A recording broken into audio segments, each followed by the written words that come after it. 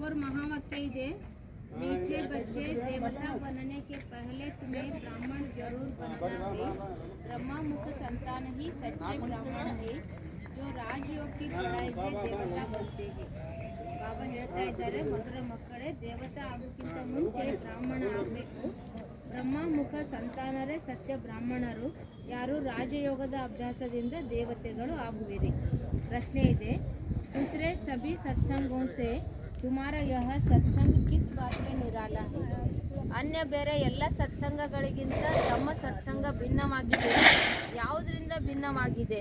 ಬಾಬಾ ಹೇಳ್ತಾರೆ, दूसरे सत्संगों में कोई भी एम ऑब्जेक्ट नहीं होती और ही धन दौलत आदि सब कुछ गंवा कर भटकते रहते हैं. अन्य ಸತ್ಸಂಗಗಳಲ್ಲಿ ಯಾವುದೇ ಗುರಿ ಉದ್ದೇಶ ಇಲ್ಲ, ಧನ ಸಂಪತ್ತು ಎಲ್ಲವನ್ನು ಕಳೆದು ಅಲೆದಾಡ್ತಾ ಇರ್ತಾರೆ. ಈ ಸತ್ಸಂಗ में तुम भटकते नहीं. ಈ ಸತ್ಸಂಗದಲ್ಲಿ ನೀವು ಅಲೆದಾಡೋದಿಲ್ಲ. ಈ ಬಾಬಾ ಹೇಳ್ತಾ ಇದ್ದಾರೆ, ಅನ್ಯ ಸತ್ಸಂಗಗಳಿಗಿಂತ ಸಂಖ್ಯೆ ಸಾಥ್ ಸಾಥ್ ಸ್ಕೂಲ್ ಬಿ ಹೈ. ಇದು ಸತ್ಸಂಗದ ಜೊತೆಗೆ ಶಾಲೆನೂ ಇದೆ, ಒಂದು ಗುರಿ ಉದ್ದೇಶ ಇದೆ. ಸ್ಕೂಲ್ ಮೇ ಪಡ್ನಾ ಹೋತಾ ಭಟಕನಾ ನಹಿ. ಶಾಲೆಯಲ್ಲಿ ಓದುವಂಥದ್ದು ಇರ್ತದೆ, ಅಲೆದಾಡುವಂಥದ್ದು ಇಲ್ಲ.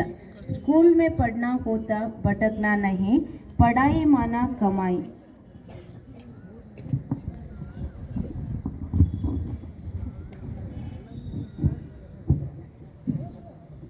ವಿದ್ಯೆ ಓದೋದು ಅರ್ಥಾತ್ ಗಳಿಕೆ ಮಾಡಿಕೊಳ್ಳುವಂಥದ್ದು. जितना तुम पढ़कर धारण करते और कराते हो उतनी कमाई है. इस सत्संग में आना माना फायदा ही फायदा. ಅದಕ್ಕೆ ಬಾಬಾ ಹೇಳ್ತಾರೆ, ಎಷ್ಟು ತಮ್ಮ ವಿದ್ಯೆಯನ್ನು ಓದಿ ಧಾರಣೆ ಮಾಡ್ಕೊಳ್ತೀರಿ ಅಷ್ಟೇ ತಮ್ಮ ಗಳಿಕೆ ಇದೆ. ಈ ಸತ್ಸಂಗದಲ್ಲಿ ಬರುವುದು ಅಂತಂದ್ರೆ ಫಾಯ್ದಾನೇ ಫಾಯ್ದೆ ಇದೆ. ಓಂ ಶಾಂತಿ. रूहानी बाप बैठ रूहानी बच्चों को समझाते हैं, रूहानी बच्चे की इस कानों द्वारा सुनते हैं. बेहद का बाप बच्चों को कहते हैं, अपने को आत्मा समझो.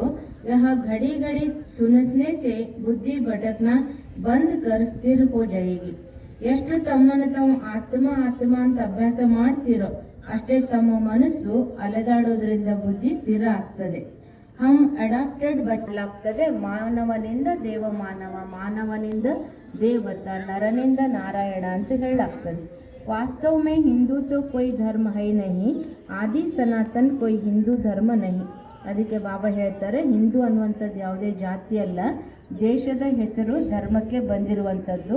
ಮೂಲವಾದಂತಹ ಭಾರತೀಯ ಧರ್ಮ ಯಾವುದು ಅಂದರೆ ಆದಿ ಸನಾತನ ದೇವಿ ದೇವತಾ ಧರ್ಮ.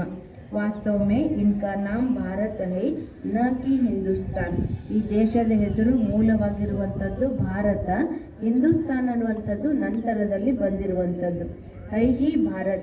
तो उनको यह भी पता नहीं है यह कौन सा खंड है. अपवित्र होने कारण अपने को देवता तो समझ नहीं सकते, देवी देवता पवित्र थे. ಇದೇ ಭಾರತ ಅವಿನಾಶಿ ಖಂಡ ಇತ್ತು. ಇದೇ ಭಾರತದಲ್ಲಿ ತಾವೇ ದೇವತೆಗಳಿದ್ರಿ. ಜನ್ಮ ಪಡಿತಾ ಗುಣಗಳನ್ನು ಕಳೆದುಕೊಂಡು ಸಾಧಾರಣ ಆಗಿದ್ದೀರಿ. ಅವರು ಧರ್ಮ ವಾಲೆ ಆತೆ ಹೇ